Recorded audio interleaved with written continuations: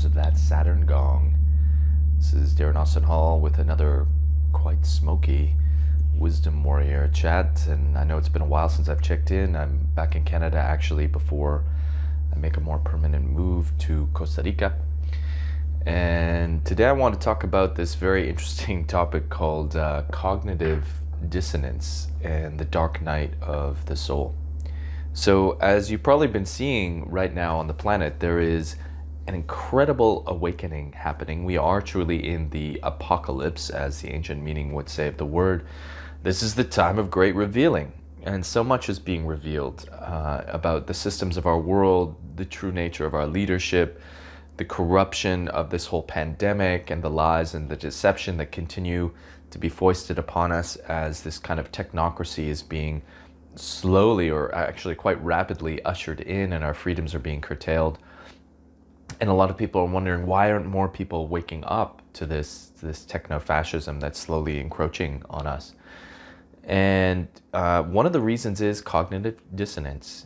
So this is a phenomena that I first came in contact with when I was studying media and information technoculture at university. And I did a huge essay work, like probably my final big paper in my university career, on 2001 Space Odyssey, Stanley Kubrick's amazing film from the late 1960s.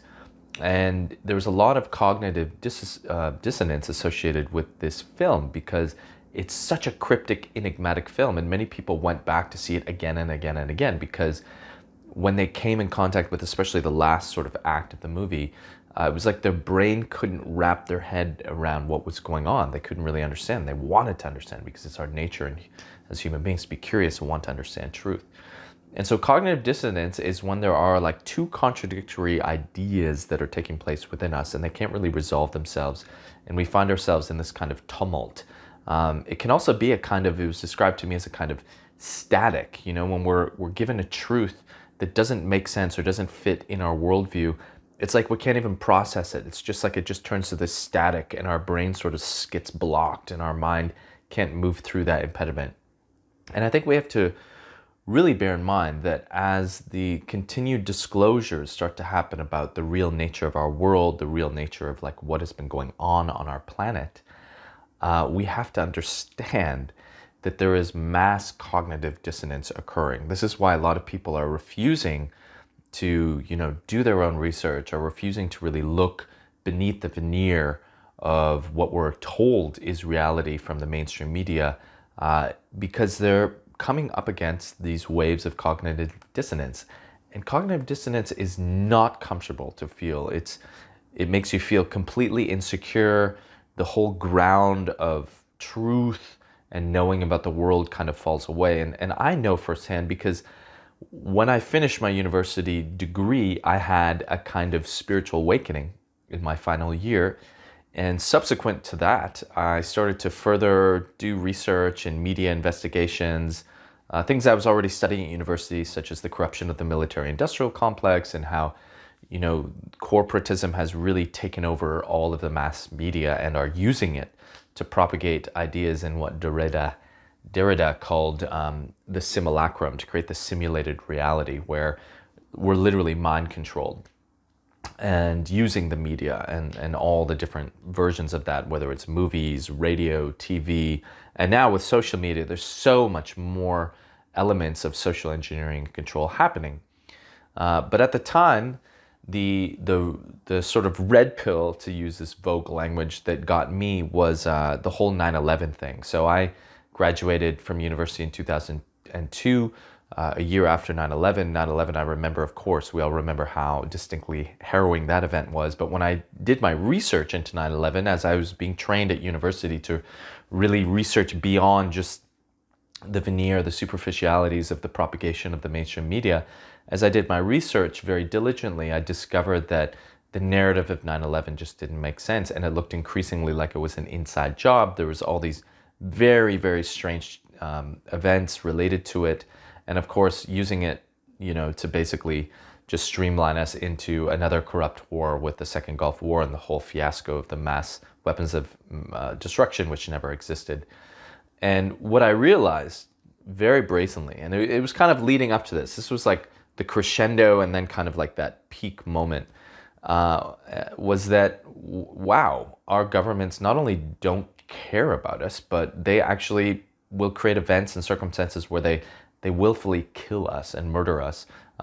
We know this, of course, with the amount of wars that have been fought for just absolutely corrupt reasons. And then we sacrifice mostly the lives of, young soldiers and men, and then the casualties of women, children, and men from war is absolutely tragic and nefarious, because a lot of these wars were perpetrated for lies and deceptions and for reasons that the public was not truly told about. So it shouldn't be quite a revolutionary statement to say that our governments actually are trying to kill us in a lot of ways. That's not to be a blanket statement. There are good politicians, there is good people working within that, but there is obviously a military-industrial complex that does not have the best interests of humanity in mind. Just to note, if you look at Stanley Kubrick's movie Dr. Strangelove, and you look at those scenarios in the war room where they're just talking about like, a couple thousand, tens of thousands of humans will die there or there if this war event happens.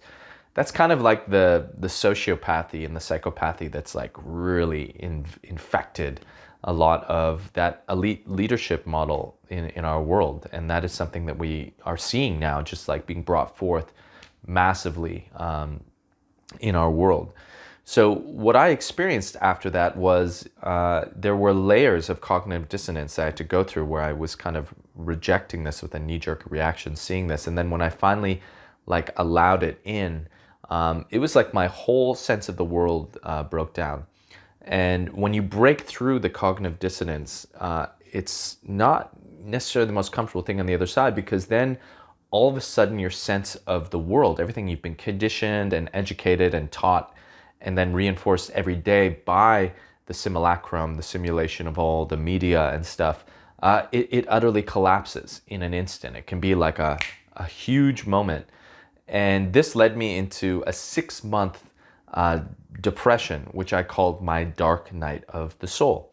So the dark night of the soul is a spiritual phenomena where it's really any time we're challenged in life, any time we feel tremendous adversity and we do not feel potentially connected anymore to the divine, to our sense of meaning. It can be a very, very challenging time, and yet in the spiritual path, it's this kind of necessary and inevitable point when especially we wake up to spiritual truths, which are kind of defining a whole other sense of what's known as ultimate reality, the mystical true reality that is beneath the veneer of this human constructed sense of meaning. When we come in contact with that, there can be this kind of cognitive dissonance that takes place between the ultimate reality sense and kind of like the material, conditioned, social, human, civilized reality sense. And these kind of jostle for position. And when the ultimate reality sense of spirituality really overtook, and with the death kind of blow from studying 9/11, and I realized, wow, that whole sense of reality is like utterly duplicitous. I found myself in this dark night of the soul where I literally didn't know what was true. Everything in the world felt completely like BS.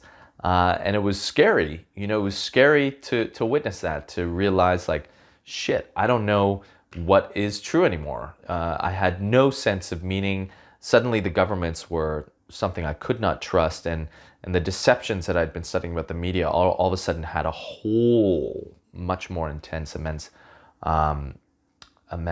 context, and there was many different rabbit holes, because I started to get very much into conspiracy research, and which was all things I was already studying at university in disinformation classes. But when you really start to go down that rabbit hole, which is a process of really taking your mind back, because I want everyone to know, like, when people start to hate on you, like, oh, you researched that stuff on Google, like, blah, blah, blah, blah, like, who are you, like a research, like, expert or something like that? I want people to know, doing your own research is a noble thing. We live in an age where we are breaking free from mind control, and it is very important for us to make up our own minds about every facet of reality. Now, that doesn't mean that we can still be, that we're infallible. Of course, we're always going to be wrong. Any human being is going to be wrong when they're looking for truth. But there is ways that you can find truth on your own whether it's through the research methods you use, always using a diverse amount of opinions, checking your sources, and just having a community of people that you can talk to just bounce ideas off of. Because as I like to say, truth is teamwork. It's like a team job. We have to construct it together. We can't just construct it alone. We really need to share ideas and take ideas into the melting pot of discussion and debate. But this is truly your gift, and you're right. It's your gnosis, to know as the divine knows. And the internet is truly the most amazing resource. When it really burgeoned, when I was studying university in 1998, when I first began, that's when the internet first blew up. And there was this incredible excitement because a lot of people realized this could be the truest form of democracy that ever existed, because we all have access now to supreme information. We don't just have to wait for the media to pour it out to us. We can go and do our own research. And yes, it's a lot more tenuous, and I know people oh my God, that's not safe. Everyone's just figuring it out for themselves. But I would much rather have that and the risks involved in that than having some oligarchic, monolithic military industrial control mechanism making decisions on what information is right for me to see. So just bringing it back, the dark night of the soul is an inevitable part of the spiritual journey, because when you're in that dark night, it's really about finding the resiliency of your radiance. Can your light stay lit in the darkness? Can you wrestle with the mysteries and the unknowingness and the gulf that will inevitably open up when you start to study spirituality and realize there's a whole other sense of truth about our world, and the old sense of truth will inevitably collapse. And in that gulf in between, it can be quite a harrowing time. And those 6 months were literally the darkest of my life. And it made me feel a lot of compassion nowadays when you're ranting to someone, wake up, look at all this evidence, blah, blah, blah, blah, blah, blah. And something I've been seeing is this phenomenon of that even when all the facts are presented to someone, nowadays there's just these emotional knee-jerk reactions where people start attacking your character. It doesn't become about a rational argument anymore. It's absolutely absurd, actually, to witness some of the discussions that happen online nowadays, because people just don't have the emotional processing done to be able to go through this kind of self-effacing realization that, oh, you know what, maybe I don't know what's going on. Maybe there is other angles and perspectives to this truth that I've got to look into. And there's a lot of cognitive dissonance that people have to go through. So, the next time you're trying to wake someone up and get them to see the truth, realize that there's probably a lot of cognitive dissonance there, and it's uncomfortable to really go into that, because what you're inviting them to do is to break down this wall and then themselves enter into an inevitable dark night of the soul as their old sense of the world collapses. That's why I've been a lot more patient and gentle. This isn't for everyone. Not everyone's gonna totally break free from this mind control matrix and start on this much more dangerous but exciting pathway of discovering truth for ourselves and with each other. And so have compassion for those people and realize this is not necessarily the time that we need to wake people up. The circumstances of the world as they are in the apocalypse, where everything is being exposed, they will wake up at a certain point. And some will fight tooth and nail to keep the security of that egotistical construct that they've been fed, spoon-fed from the media and from their education system from day one. And you know what? Peace and love to those people. This is definitely a hard psychic, struggle right now to really take your mind out of that. But just have compassion for those people and realize that the dark night of the soul is a very scary thing. Those 6 months, the only thing that really got me out of those 6 months was the fact that I had also had this spiritual awakening. So I was able to seek, new meaning about the world in scripture, in the ancient wisdoms of the East, in my own deep dives and meditation. It's very, very important that when we collapse one sense of the world, that we then, start to architect a new sense of meaning about the world. That's very important. This is why I've never been completely associate myself with conspiracy culture, because a lot of it is just invested in the tearing down of that old world. Look at this, look at this, look at this. And if there's no spirituality to provide new meaning, it can just really create a lot of paranoia in the psyche and fear, the very thing that we're trying to really dismantle right now, because fear is the mind killer, and we're seeing that all over the place with the pandemic. There's been such primal fear injected into people that they can't even think clearly anymore. So bear that in mind. And it really is, a dual engine thing. As much as you're researching and investigating the world, make sure you're also filling up on that divine sense of the world. I mean, to study the great mystics, the great spiritual teachings, the great spiritual masters, to me, it's like my greatest passion in life. And that's what I generally like to share from, because you start to realize, like, my gosh, we have so much latent power and potential. This universe, this world is so much more than we've been led to believe. And there's so much beauty to be a part of creating, so much universal truth to start illuminating in this great time of awakening. So be sure, if you want to share any comments. I'm curious if any of you have experienced cognitive dissonance, if you've experienced a dark night of the soul, especially in that kind of relationship to the context I've been speaking about like really breaking through the wall of cognitive dissonance and like collapsing our sense of the world in that mind-controlled matrix. And then how was it? What was your experience? Did you go through this kind of dark night of the soul? What resources did you use to pull yourself out of it? And just remember that there are a lot of people right now in the world that are really shaking and quaking with fear, because this media matrix is collapsing. It's inevitable. It's going to collapse faster and faster and faster. And at the end of the day, it's a great mystery what this world is. And if we can sit in that mystery together in meditative environments and really just revel in the fact that, no one really knows. I mean, this is for another discussion. But that is what the true, Gnostic truth is that we can all reside in the great mystery of acknowledging that we live in a very divine and inexpressibly beautiful infinite universe. So those are some thoughts today. Darren Austin Hall, Wisdom Warrior.